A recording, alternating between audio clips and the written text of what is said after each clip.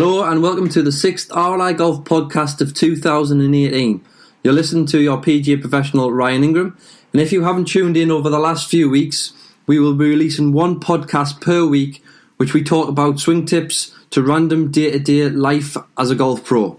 In this week's episode, we're going to talk about how we can practice more efficiently and transfer those skills you develop from the driving range to the golf course. So let's get started.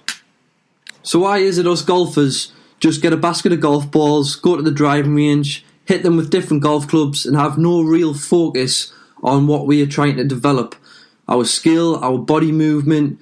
Why can't we take this practice to the golf course? The answer to this is because we are not practicing efficiently or correctly in a way that we can be in a realistic environment. As a golf coach, I get a lot of my pupils asking me why they can't take their new movement that they developed on the driving range to the golf course. And this is hopefully a question I can answer for you today. My simple answer to this question would be that you aren't practicing correctly or efficiently in a way that you can then transfer your skills developed or body movements to the golf course. So the skills as us coaches give you is for a reason, and obviously to help develop your swing, develop your body movements in a relaxed environment. So the driving range, where we focus and practice on those things, is where we can forget about our targets, our external environment under that pressure. It's all relaxed. Yes, we may have targets on the driving range, but when you're practicing, all you're really focused on is your body movement or that strike to the golf ball.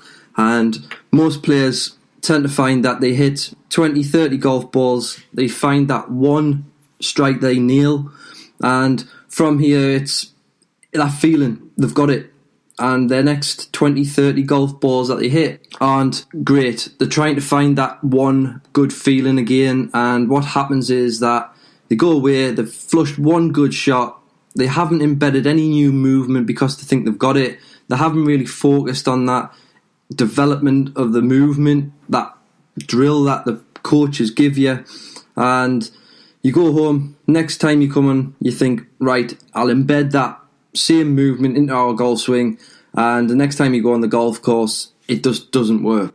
So what's the reason for this happening? This is what we call false confidence. This is most common in golfers, as we generally the worst for practicing when it comes to developing your game, your swing, or your talent. And you're not in a realistic environment. So on the driving range, like I've just said before, you're relaxed. It's there to make you focus and not think about external environment, that pressure when you're out on the golf course.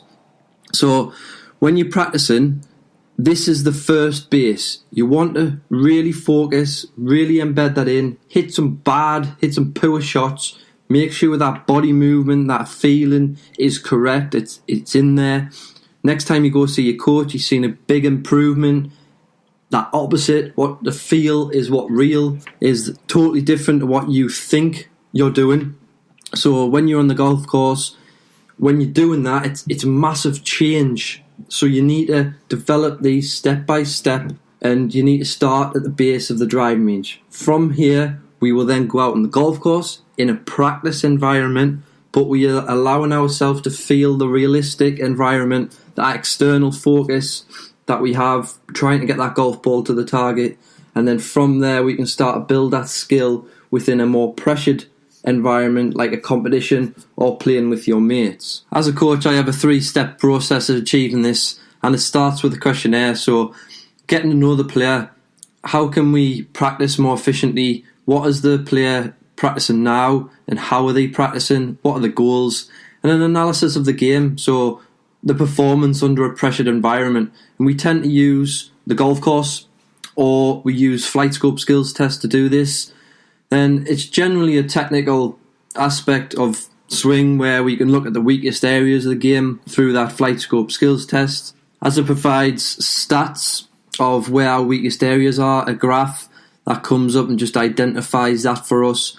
Or we do tests on the golf course, that's stats that we can build up. So any of you out there looking to improve your game, first off, get your stats, find out where you're going wrong in your game, where the weakest areas are, where can you develop the most, and that's the areas of your game that you should be practicing and focused on when you come to practice on the driving range or putting green or short game area. So from this we can then look at how are we going to increase the consistency, how are we going to develop the areas. So generally it's a technical aspect that we look at from this side, from the interview and the testing.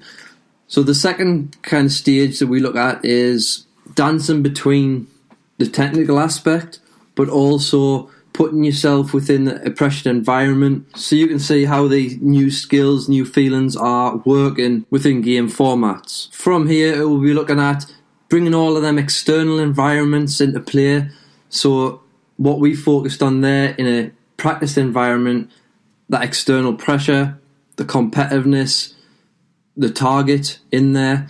And we've got a fantastic facility here at George Washington Golf Club to do so, where we can play out, and we've got 18 holes, so plenty of space for us to work on these skills. If you haven't got facilities like this, the driving range, build a game up on the driving range. Build yourself a fairway where we can start from. Imagine you're on the first hole, you're going to hit that golf ball within a facility of 2 targets, so you may be looking at the 100 sign and 150. It's just either side of each other, giving yourself a good fairway space that you can test your consistency and your skill with your driver. From there, don't go and hit another driver though. Go into your bag, get an iron, pretend that you're going to play towards that green, pick a target within the driving range and give yourself a proximity to the hole that you want to achieve. Give yourself that pressure, give yourself that task where you can say, right, I've missed the green or I haven't. If you miss the green, get your wedge out. Then play a little chip shot to one of the baskets on the driving range or tyres, whatever you have at your facility. Use your imagination to build up a golf course. From there, you've put the golf ball in the hole, you go on to the next one. Back to that fairway, use that fairway to try to hit that golf ball onto the fairway. Then you iron again, maybe a par 5 this time, you might have to take your 3-wood or a longer iron. So this way you're testing every part of your game and you're putting yourself under that pressure where you've got to hit that target. It's so good being able to hit a pitch and wedge to 100 yards target and getting them all in there, but can you hit them from different heights, different ball flights in there, and use different golf club to try to hit that 100 yards? Can you hit a 7-iron into 100 yards? Can you get a stop?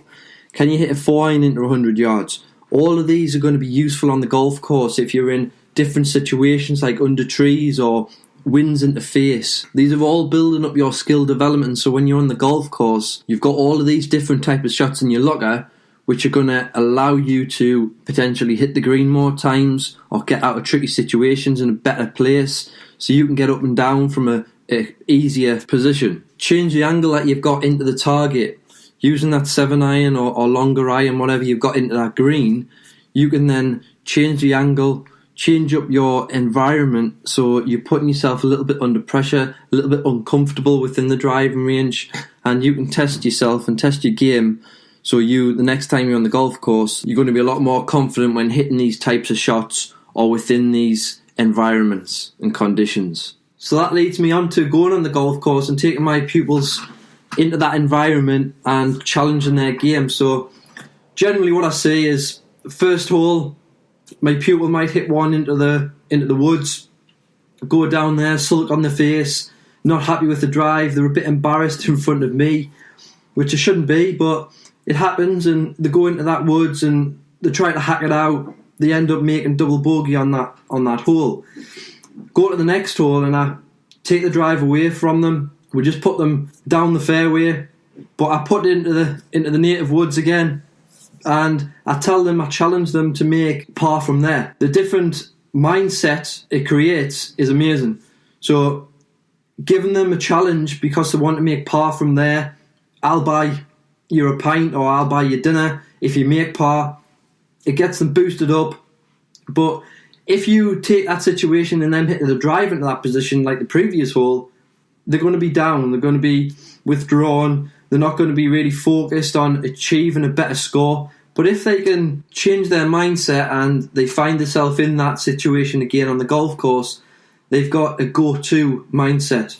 so they know they can get down within par from that place, taking one shot off the game and not making that double bogey. So if you can kind of see and do that every round, and you're taking one shot here and there off your game, every hole you're going to be reducing that score from your handicap and lowering that handicap, more importantly. So it's all about making that golf course environment a lot more simpler. How you develop on the driving range, how you focus on your tasks, put yourself in a competitive environment, pressured environment, giving yourself tasks on the driving range. This is going to all benefit you of changing up that golf game when you're on the golf course and having extra shots in your locker in a better mindset, so you're focused on achieving a better result at the end product, getting that golf ball in the hole in less amount of shots. So lastly, I just want to talk about our development in our swing, our technique, and how we can do so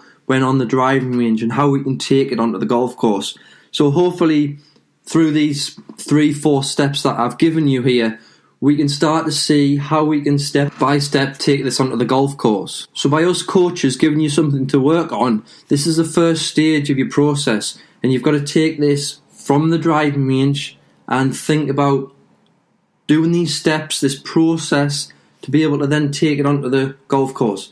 I tell my pupils that it would take around about 8 to 10 weeks to be able to develop the skill that you've learned within that session onto the golf course. But you've got to have a process to do that. And if you don't follow that process, it's going to take a lot longer. So this is why I tend to coach in 3-month blocks. We can break down them 3 months on a monthly basis and a weekly basis, so we can process that development on how you are going to be able to change your game, your weakest areas of your game, and make them into strengths, but then take them onto the golf course. Which then, the last session of them 3 months is on the golf course. We then go out and see what's improved, how are we progressing. If there's any areas of the game that we still need work on, we then sort out another 3-month plan. We then go on the golf course. So every kind of 12 weeks we're looking to get on the golf course, test our game, see if it's working, what's improved, what weakest areas can we achieve, what can we make better, and then from there we can start to see more development and more shots getting knocked off our handicap so we can shoot lower scores, which is what every golfer is looking for.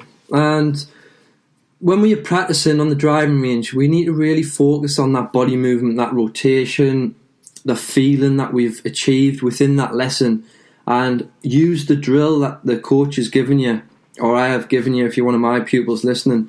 And hopefully you can see now from the beginning of this episode that hitting a basket of golf balls is just a waste of time, and it's not going to develop your game any amount.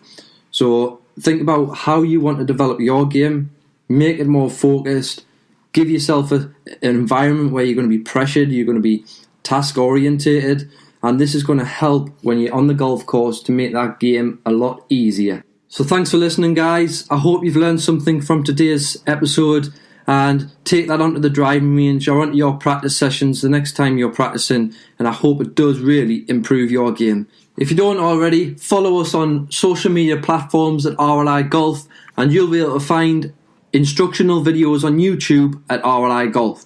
You've listened to PGA professional Ryan Ingram, and thanks for watching. Until next time, guys, bye for now.